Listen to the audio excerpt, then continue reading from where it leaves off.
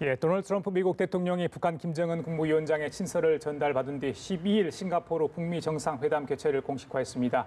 김 위원장의 친서에는 과연 어떤 내용이 담겨 있을지 궁금증이 증폭되고 있습니다. 한편 북한이 북미 정상회담을 코앞에 두고 군서열 1위부터 3위까지를 전부 물갈이한 것으로 알려지면서 그 배경에 관심이 쏠립니다. 이 시간 양무진 북한대학원대학교 교수, 백이찬 국가안보전략연구원 고문 두 분 모시고 관련 내용 짚어보도록 하겠습니다. 안녕하십니까? 안녕하십니까? 예.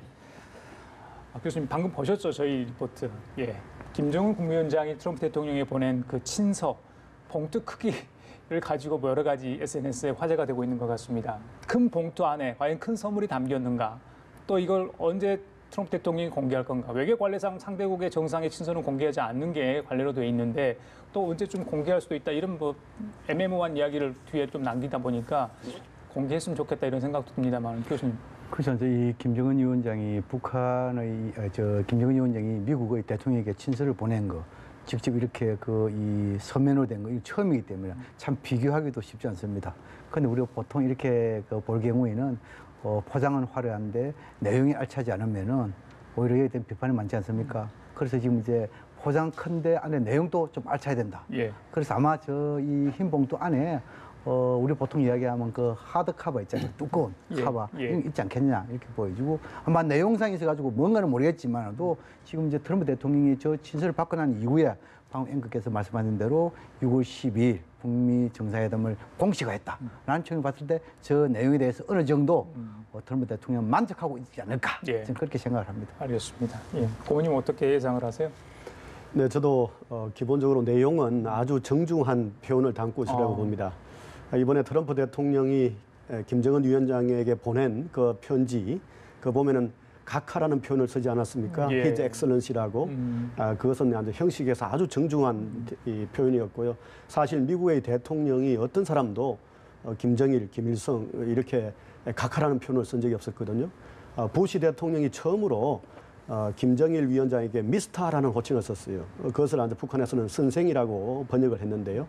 그것이 최상위급의 호칭이었는데 이번에는 각하라는 표현을 썼기 때문에 북한도 마찬가지로 트럼프 대통령에게 매우 정중한 표현을 담았을 것이고 그리고 그 안의 내용으로는 완전한 비핵화, 미국이 원하는 완전한 비핵화 CVID를 하겠다라는 그런 의지를 담았고 그와 더불어서 북한과 관계를 개선하고 북한이 앞으로 경제 발전에 총력을 하는 이런 노선을 설명하는 그런 내용이 아닐까 싶습니다. CVID라는 그런 영어 얘기 알파벳의 그 단축키 약어를 정말 담았을까 어떻게 보십니까? 아니면 다른 표현으로 완전한 비핵화를 뭐 하겠다는 어떤 그 정도의 큰 틀의 그 정도의 약속은 있을 수도 있다고 보는데. 이제 우리가 이 남북 정상회담 판문점 선언을 보면은 이 비핵화에 대한 개념. 그것은 한반도 비핵화다. 그리고 비핵화의 목표는 완전한 비핵화다. 이렇게 명시되어 있지 않습니까? 뭐 그것은 전문가들 다수가 그 완전한 비핵화라는 것은 결국은 미국이 요구하고는 CVID다. 저는 그렇게 생각하거든요. 그런데 여기에 친서에 비록 트럼프 대통령이 그렇게 요구한다 하더라도 이 김정은 위원장이 그걸 갖다가 영어까지 포함해가지고 아주 명확하게 또렷하게 이렇게 쓸 가능성이 낮다 이렇게 보여지고 우리 지금 이제 백오님께서 잘 설명해 줬는데 제 생각으로는 아마 이런 이 친서라는 것은 덕담 그리고 또 이 김정은 위원장의 의지 이것이 들어가 있었지 않을까 이렇게 본다면 상상력을 동원해 보면 첫째 지금까지 이런 북미 정상회담 개최에 대한 결단을 내려주신 트럼프 대통령 사이에 깊은 사의를 표한다. 뭐 이렇게 하나 있고 두 번째는 지난 수십 년 동안에 양국 관계가 적대와 불신 관계였다. 이것을 갖다가 새로운 시대에 맞게 이 역사의 이정표를 새로 쓰자. 뭐 평화 협력 시대라든지. 그다음 이제 세 번째로는 김정은 위원장의 이 비핵화에 대한 완전한 비핵화 의지 이것은 확고하다. 그리고 마지막에 하나 더 추가한다면은 좀 더 김정은 위원장이 이 처술에 배부를 수 있겠습니까? 좀 하나하나씩 해가지고 성과를 냅시다. 그래서 6월 12일 날 봅시다. 이렇게 이제 상상을 동원할 수 있는데 보신 것처럼 말씀하시죠. 그렇지. 여기 하나 좀 더 좋다 그러면 과거에 이제 남북 간에 보면은 꼭 이런 게 있습니다. 기분 좋을 때 북한 최고지휘 할 때는 적절한 시기에 평양 초청하겠습니다. 뭐 이 정도의 내용이 담기지 않을까 이렇게 저는 마지막 부분을 여쭙고 싶었어요. 사실은 이번에 북한 김정은 위원장은 아마 평양 내지 판문점을 회담 장소로 원했을 수도 있다 이런 이제 분석이 나오지 않습니까? 그런데 싱가포르를 하게 돼서 다음에는 평양이나 판문점에서 한다. 그러니까 초청을 할 테니까 좀 와달라 이런 내용이 담겨 있을 것 같다 이런 생각 해보거든요. 저도 거기에 전적으로 동의를 합니다. 예. 사실 이번에 트럼프 대통령이 이 김영철 부위원장을 만나고 나서 하셨던 이야기가 한 번으로 끝나지 않고 이것은 과정이라고 이야기를 하지 않았습니까? 예, 예. 그것은 앞으로 트럼프 대통령이 평양도 방문할 수 있다는 이런 저는 의지의 표명이라고 봅니다. 기본적으로 이번에 김정은 위원장이 트럼프 대통령을 초청을 했을 것이고요. 거기에 맞춰서 평양을 방문할 수 있고 마찬가지로 김정은 위원장도 워싱턴도 방문할 수 있다는 이런 가능성을 열어놓았기 때문에 이것이 프로세스라고 그리고 한 번으로 끝나는 것이 아니라고 한 그런 발언의 배경이 있지 않을까 싶습니다. 예, 그 이제 김영철 부위원장과 트럼프 대통령이 만나고 나서 이제 김영철 부위원장은 돌아가지 않았습니까? 그 사이에 이제 판문점에서는 통일각에서는 북한 비핵화 관련해서 실무 협상이 계속 이루어졌었어요. 물론 짧은 시간이지만 오늘도 2시간 정도의 만남이 있었다고 합니다. 그래서 김영철 부위원장이 트럼프를 만난 이후에 판문점 실무 협상은 어느 수준에서 논의가 됐을까? 얼만큼 또 진전이 돼 있을까? 그 부분도 굉장히 궁금하거든요. 어떻게 보십니까? 통상적으로 볼 때, 김영철 이 통전부장이 김정은 위원장의 특사로 이 미국을 방문했고 또 그리고 트럼프 대통령 만나가지고 친서까지 전달했다라는 측면에서 볼 때는 과거 경제적 사례를 보면 거의 어제 이것은 끝났다 이렇게 봐야 되지 않겠습니까? 그럼에도 불구하고 지금은 이제 판문점에서 최선희 그리고 성김 라인이 계속 만나고 있다. 예. 그렇다면 지금은 이제 어제뿐만 아니고 구체적인 이행에 있어서도 한두 가지 정도 서로 이 요구사항을 주고받으면서 뭔가 예. 논의하고 있다고 봐야 되겠죠. 근데 제가 보기에는 두 가지 선상에서 추정 가능합니다. 예.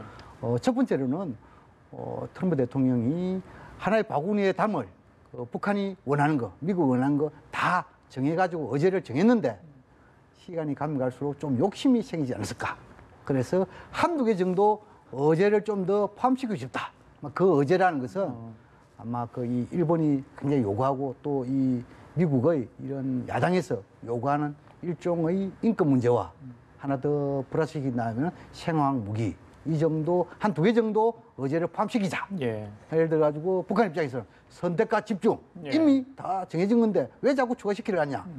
반대. 이런 상태에서 좀 논쟁이 있을 것이다 보이고 두 번째 이것은 어제가 아니라 구체적인 세부적인 이행에 있어 가지고 트럼프 대통령이 또 요구하고 있는 것이 아닌가. 예. 다시 말해서 북한의 비핵화의 초기 단계에 있어 가지고 지금까지는 이 미국이 요구하는 ICBM 핵탄두에 대해서 한 70% 정도 초기 단계에 오크레지 연구소로 좀 이전했으면 좋겠다. 예. 이걸 논의하고 있는데 여기에 대해서 이제 뭐 김정은 위원장 입장에서는 자신의 이 비핵화 의지를 보여주기 위해서 한 30, 40% 이렇게 가능하다. 이랬는데 미국은 한 70% 하면 적어도 70%와 30% 사이에서 절충은 가능한 부분 아닙니까? 예. 이 정도는 충분히 논의할 수 있는데 예. 갑자기 유엔 안보리 대북 제재와 관계되어 있는 단거리, 중거리, 탄도성 미사일 이것까지도 초기 단계에 한 7% 해줄라. 이렇게 하면 김정은 위원장 입장의 경우에는 결국은 다 내놓으라. 이렇게 소위 말해서 반발할 수 있지 않습니까? 예. 아마 이러한 두 가지 문제를 가지고 지금 이제 판문점 예. 지속적으로 협상하고 있는 것이 아닌가 이렇게 추정해 볼 수는 있습니다. 그 6월 12일 그러니까 회담 당일까지 혹은 뭐 그 전날까지 이 성김 그리고 최선희 라인이 계속 판문점에 머무르라고 보십니까? 협상을 위해서 아니면 뭐 그 전에 떠나려고 보세요? 어떻게 보십니까? 저는 뭐 바로 전날까지 이렇게까지는 협상하지 않으라고 봅니다. 우리가 보통 남과 북의 정상회담도 그렇고 일반적인 정상회담에서도 한 2, 3일 전 그쯤 되면 대강 다 이 합의문에 대한 초안이 만들어지거든요. 그래서 제가 생각할 때는 지금 오늘이 이제 본격적으로 이렇게 이루어진 지 한 3일쯤 됐잖아요. 세 번째 이렇게 됐는데 제가 생각할 때 한 두 차례 더 이 실무회담을 하면은 뭐 그때 이후로는 이제 사실은 정상들이 또 결단을 해야 될 그 몫을 남겨둬야 되거든요. 예. 저는 그런 어떤 시간이 이제 오지 않을까 싶습니다. 예, 알겠습니다. 자, 예. 그리고 트럼프 대통령 김영철 부위원장을 만나서 가장 의미 있는 얘기 중에 하나가 물론 이제 시간과 장소를 언급한 부분도 있지만 종전선언 관련해서 첫 언급을 하지 않았습니까? 이번에 6.12 싱가포르 정상회담 때 남북미 3자가 만나서 종전선언을 할지 시간이 촉박해서 그러면 7월 달로 정전협정 65주년이 되는 7.27 때 그것도 판문점에서 할지 여러 가지 지금 해석이 나오고 있는데 교수님도 어떻게 예상을 하시는지 궁금합니다. 모든 가능성을 다 열어놔야 됩니다. 예. 6월 12일 북미 정상회담 전후 가능성도 있고 또 지금 이제 올해가 정전 65주년이니까 예. 7월 27일 가능성도 있고 또 아니면 이제 우리 백 의원님께서 말씀하셨듯이 이 우리 대통령이 초가을 이렇게 평양 방문 잡혀있지 않습니까? 또 지금은 이제 트럼프 대통령도 언제든지 평양에 갈 수 있다는 그렇죠. 여러 가지 메시지를 보내고 있죠. 예. 그렇다 하면 초가을, 늦어도 10월 정도 예. 이렇게 하면 남북미 또는 뭐 중국이 더 들어간다면 남북 미중 되겠죠. 그래서 이 종전선언의 가능성에 대해서는 6월 10일 전후와 7월 27일 또 그리고 초가을 이 모든 가능성을 열어놓고 봐야 됩니다. 예. 그런데 종전선언은 상당히 중요합니다. 예. 이것은 뭐냐면 간단히 말씀드리면은 북한의 안보 우려사항 이것을 해소해 주면서 그렇죠. 비핵화를 촉진시키는 그런 역할을 할 수 있겠죠. 예. 자, 그런데 지금 이제 이 트럼프 대통령이 지금까지 이야기를 안 하다가 갑작스럽게 이 김영철 특사 방미 이후에 이것을 거의 공시가 되는 것처럼 말씀했단 말입니다. 그래서 여기에 대해서 정말로 이 북한의 체제 보장, 우려 뭐 여기에 대해서 하나의 그 행동적인 측면에서 해주려는 것인지 아니면은 지금 미국 내에서 북한에 대한 체제 보장 해주려는데 체제 보장하면 가장 중심적인 것이 의회와의 사전 조율이 돼야 되지 않습니까? 지금 조율이 하고 있는 것인지는 모르겠지만 아직까지 징후는 안 보인단 말입니다. 예, 맞습니다. 그래서 이러한 적어도 종전선언이라는 이것을 하나의 북한에게 던져줌을 해가지고 예. 미국 내부에서 좀 더 강력한 체제 보장이 나오기까지 시간을 벌기 위한 예. 뭐 그런 하나의 메시지도 담겨 있는 것이 아닌가 예. 이렇게도 볼 수 있습니다. 종전선언이라면 이제 평화협정의 전 단계 첫 걸음이다 이렇게 이제 평가를 받는 것 아니겠습니까? 네. 이제 정전협정 당사국이었죠. 중국이 과연 자기들도 마땅히 역할을 하고 싶다 계속 주장을 하고 있는데 트럼프 대통령은 좀 달리 생각을 하는 것 같아요. 그러니까 네. 사자가 될지 삼자가 될지 모르겠습니다만 어떻게 보십니까? 사자가 참여하기는 시간 물리적으로 좀 부족하다 이런 이야기도 있던데요. 네, 여러분 뉴스에 보도되었습니다만은 기본적으로 트럼프 대통령은 이 한반도 문제, 특히 지금 북한과 미국이 핵무기를 놓고 협상하는 이 과정에 중국과 러시아가 끼는 것을 그렇게 달갑게 생각을 하지 않죠. 그래서 전번에 시진핑 주석과 김정은 위원장이 만나는 것에 대해서도 문제를 제기했고요. 맞습니다. 얼마 전에 나마로프 러시아 라브로프, 외상이 예. 북한을 방문했을 때 거기에서도 사실은 별로 그것을 좋지 않게 이렇게 이야기를 친서 했거든요. 전달한 거에 대해서 별로 기분이 좋지 않았다고 그렇죠. 했죠. 예. 그러니까 최소한 종전선언 문제와 관련해서는 미국과 북한이 핵심적인 당사국이 되고 거기에 한국이 결합하는 이 3자 선언 이것으로 하려고 하는 의지가 강하다고 봅니다. 그러나 평화협정의 문제는 그런 국제적인 어떤 조약의 성격을 확고하게 갖고 있기 때문에요. 거기에는 자연스럽게 중국이 들어오는 것까지도 그것은 뭐 미국뿐만 아니고 우리 한국이나 북한 그리고 중국까지도 다 동의할 수 있는 그런 부분이 아닐까 이런 생각이 듭니다. 중국 얘기가 나왔으니까 지금 김영철 부위원장 지난번에 이제 뉴욕하고 워싱턴 방문 3박 4일 일정 마치고 베이징으로 갔다가 다시 이제 평양으로 지금 아마 지금 시간 도착했을 가능성은 없겠습니다. 오늘 낮 12시에 출발을 했으니까요.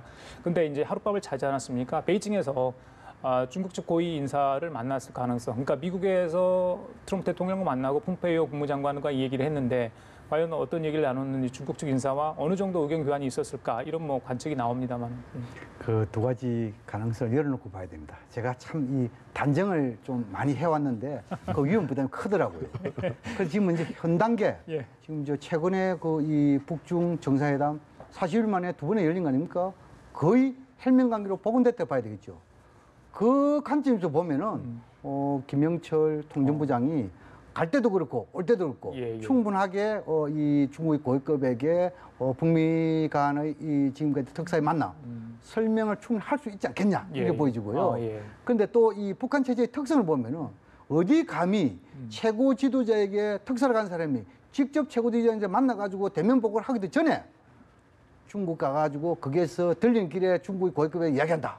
이거는 북한의 이런 체제 특성이 또 맞지 않단 말입니다. 예. 그래서 이 두 가지 가능성 예. 모두 다 열어놔야 되는데 예. 제 개인적으로는 아마 북한 체제의 특성에 좀 더 무게중심이 있지 않을까. 예. 그래서 김영철 특사는 일단 귀국해가지고 김정은 위원장에게 대면으로 정확하게 보고를 하고 난 이후에 예. 나름대로 형식을 갖춰가지고 예. 고위급이 다시 중국에 가가지고 설명을 하지 않을까. 예. 이런 절차를 밟을 것이다. 예. 저는 그렇게 분석합니다. 그 6월 10일 싱가포르 가기 전에 김정은 위원장이 중국을 들렸다 갈 수도 있잖아요.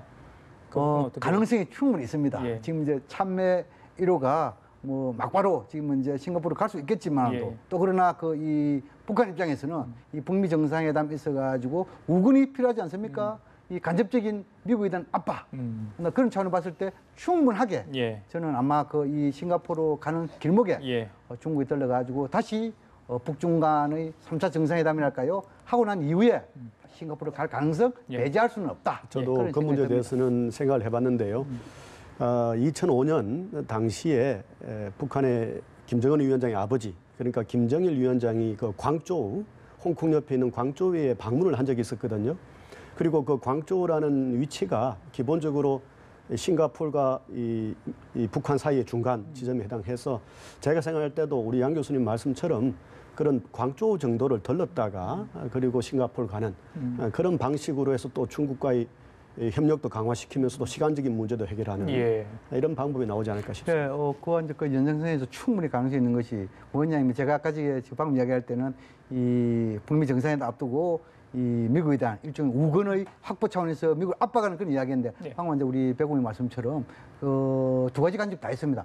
한쪽에서는 압박은 있고 또 한쪽에서는 광주라든지 이런 것을 들려가지고 언제든지 비핵화 이후에 계획 개방 쪽으로 갈 수 있다는 이러한 강력한 메시지를 미국뿐만 아니라 국제적으로 줄 수 있기 때문에 예. 그런 가능성을 모두 열어놨고 봐야 된다. 이런 생각이 듭니다. 그런 생각 안 했다면 교수님 말씀 듣고 아마 지금 계획 추진 중에 있겠습니다. 예, 예.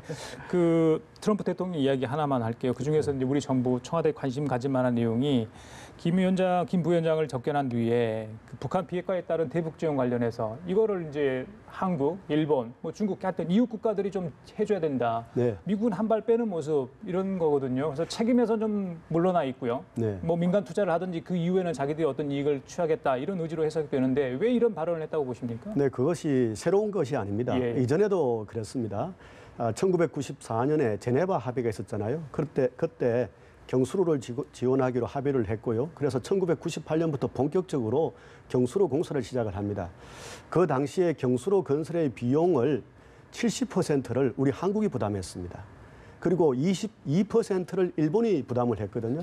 그리고 나머지 8%는 EU가 부담을 하고 미국은 경수로 건설 비용을 하나도 부담을 하지 않았어요. 예. 대신에 이제 중유라든가 이런 걸 좀 지원했는데요. 사실은 그러한 방식의 대북 지원 방식이 20년이 지난 지금도 트럼프 대통령, 다시 말해서 미국이 생각하고 있는 방식이다 이렇게 볼 수 있겠죠. 예. 기본적으로는 한국이 그리고 일본과 중국이 부담을 하고 그와 부수된 어떤 것들은 미국이 도와주는 이런 방식으로 북한의 핵 문제에 대해서도 대응을 하겠다는 그런 어떤 기본적인 미국의 패턴의 일환이다 이렇게 볼 수 있겠습니다. 예. 교수님 이건 어떻게 좀 해석을 해야 됩니까? 뭐 저도 그 부분에 대해서 우리 배고픈 말씀에 정적으로 동감합니다. 간단히 이야기하면 생색은 미국이 내고 비용은 주변국가 대라. 그런 하나의 셈법이 들어있는 것이 아니겠냐 이렇게 생각합니다. 알겠습니다. 더 이상 말씀 안 하신 이유를 알겠습니다. 예, 자 그리고 방금 뭐 비용 이야기했으니까 하나만 더 여쭤볼게요. 만약에 이제 그 김정은 북한 국무위원장 싱가포르 방문했을 때 그 뭐 여러 명 갈까 아니면 100여 명 뭐 이런 이야기까지 나옵니다만 그 체류 비용은 누가 내야 되는가? 숙박료가 하룻밤에 뭐 650만 원 가까이 된다고 하는데 일단은 뭐 평양과 판문점에서 자기는 하고 싶었는데 미국이 싱가포르를 원해서 싱가포르를 하게 됐으니 미국 쪽에서 부담해야 한다. 근데 미국은 제재 때문에 내릴 수가 없다 하면 싱가포르 정부가 대신 내주겠다. 오늘 뭐 그런 이야기가 나왔습니다만 이건 어떻게 누가 또 비용을 내야 되는? 김정은 위원장 또 한 국가를 이끄는 지도자입니다. 예. 북한에 아무리 돈이 없다 하더라도 이 저 정상회담 하는 데서 가지고 예. 뭐 2박 3일 자고 1박 2일 자는 데서 비용이 없겠습니까? 그 너무 자꾸 비용 문제를 하면은 김정은 위원장의 자존심을 상하게 하는 예. 그런 부분이단 말이에요. 예. 오히려 이런 부분에 대해서는 싱가포르 정부가 정식적으로 아주 공개적으로 이야기해야 됩니다. 예. 지금 싱가포르라는 건 뭡니까? 유형, 무형의 엄청난 효과 있는 거 아닙니까? 그렇죠. 당연히 싱가포르 내야 되겠죠. 예, 예. 지금 이제 싱가포르 지금 이제 예를 들어 북미 정상이 있어가지고 제네바라든지 이 뭐 스톡홀름이라든지 인데 하면 대부분 뭡니까? 거기에 있는 그 국가가 다 부담을 합니다. 그건 뭐냐면 그만큼 국가 이미지가 높아지기 때문에. 그래서 지금 문제는 뭐 미국이 되니 북한이 되니 설왕설래하지 말고 예. 싱가포르 정부가 이것은 우리가 되겠다. 이렇게 공식적으로 선언한 것이 지금 시기에 적절하다 예. 그런 생각이 듭니다. 알겠습니다. 그 북한 이번 북미 정상회담 앞두고 김영철 부위원장이 이제 트럼프 대통령을 만났지 않습니까? 거기서 김영철 부위원장에 관한 얘기를 했어요. 신상에 관해서. 북한에서 두 번째로 힘이 센 사람이다. 이렇게 해서. 사실상 2인자다. 당신 2인자다. 이렇게까지 사실상 공언을 해준 거 아니겠습니까? 네. 그런데 북한에는 최룡해라는 사람이 있잖아요. 저희들이 네. 익히 알고 있는 실질적 2인자는 최룡해다. 최룡해가 이걸 들었을 때 어떤 느낌이었는지 모르겠어요. 왜 이런 말을 했다고 보십니까? 뭐 사실 트럼프 대통령이 이 정확한 북한의 권력 서열을 저는 이야기한 것이라고는 보지 않습니다. 아, 그렇군요. 최소한 북한의 핵 문제를 다루는 한, 핵 문제를 해결하고 체제 보장을 이렇게 지금 딜을 하는 이 문제에 관한 한은 김정은 위원장이 첫 번째이고 예. 그 두 번째가 김용철 부위원장이다. 이렇게 하는 이야기라고 봐야 되겠죠. 예. 그래서 이제 이 문제를 가지고 뭐 최용해 부위원장이 기분 나빠한다거나 예. 저는 이런 문제는 아니라고 보고요. 예. 남북 예. 북미 정상회담 과정에서 김영철 부위원장의 위상이 좀 높아진 건 분명해 보입니다. 그게 뭐냐면 그 이 트럼프 대통령이 특사로운 김명철 통전부장을 높여주문해 가지고 자기 스스로도 높이겠다는 그런 의도가 있겠죠. 예를 들어 가지고 특사로 온 사람이 2인자로 이렇게 이야기 안 해주고 아 당신은 지금 이제 북한에서 한 5인자, 6인자 되는 거 아니냐. 그렇다면 트럼프 대통령 스스로 5인자, 6인자를 만나고 끓이 되잖아요. 그런 측면에서 특사에 대한 일종의 덕담, 예우다. 예우다. 이렇게 이해하면 될 것 같습니다. 알겠습니다. 북한 내부 상황 하나만 더 하겠습니다. 총정치국장, 인민무력상, 총참모부장 이게 이제 군 인민군의 3인방이라고 저희들이 이제 알고 있습니다. 1위부터 3위까지가 이번에 갈렸다. 특히 총정치국장 갈린 부분은 확인이 공식적으로 된 것 같아요. 글쎄요, 이 북미 정상회담을 앞두고 군 수뇌부를 다 갈았다, 물갈이했다. 예전에 보면 이제 군 기강 잡기 차원에서 뭐 강등시키고 올리고 이런 경우는 있었지 않습니까? 그런데 이번에는 3명을 다 갈았다. 세대 교체 차원일까 아니면 다른 포석이 있어서 그럴까요? 어떻게 보세요? 제가 간단히 말씀드리겠습니다. 북한 군부든 당이든 북한에서 강경파, 온건파는 존재하지 않는다. 오로지 김정은파만 존재한다. 이렇게 이해해 볼 필요고 예. 두 번째는 뭐냐면 새술은 새 포대에 담아야 된다. 이런 관점에서 가지고 과거 지금 이제 군부, 지금 이제 물러난 군부들은 병진 노선을 이끌어온 군부다. 그러니까 뭐 지금은 이제 군부들은 새로운 경제 건설, 새로운 노선을 이끌 인물들이다. 이렇게 봐야 되겠죠. 예. 그렇다면 새로운 경제 건설을 이끈 군부들을 경우에는 예를 들어 가지고 판문점 선언, 또 그리고 6월 12일 날 북미 간에 뭔가 합의한 선언, 이것을 갖다가 군사적인 보장 차원, 이런 차원에서 이끌 인물들이기 때문에 예. 여기 대해서 너무 뭐 이 북미 정상회담 있어가지고 뭔가 강경파를 물러나게 하고 새로운 온건파고 김정은파를 이렇게 했다. 이런 부분의 해석은 설득이 떨어진다. 예. 저는 이렇게 알겠습니다. 예, 배고픔. 뭐 저도 전적으로 동의를 합니다. 북한에서 온건파, 강경파는 없는 상태라고 보면은 이번에 새로운 인물도 등장했던 것이 저는 지금부터 북한이 경제 총력 노선을 선언하지 않았습니까? 이 경제 총력 노선을 뒷받침할 수 있는 의미로서의 어떤 군 이런 의미에서 이번에 정치국장이 됐던 김수길 평양시 위원장 했던 분 이런 예, 분들이 나오고요. 그리고 이번에 노광철 이런 인민무력상 이런 분들이 다 그런 면에서는 새로운 이 경제 총력 노선을 잘 뒷받침할 수 있는 이런 어떤 군에서의 어떤 포스트를 맡게 된 것이 아닌가 이렇게 볼 수 있겠습니다. 예, 알겠습니다. 자, 지금까지 양무진 북한대학원 대학교 교수 백이찬 국가안보전략연구원 고문과 함께 얘기 나눠봤습니다. 말씀 잘 들었습니다. 네.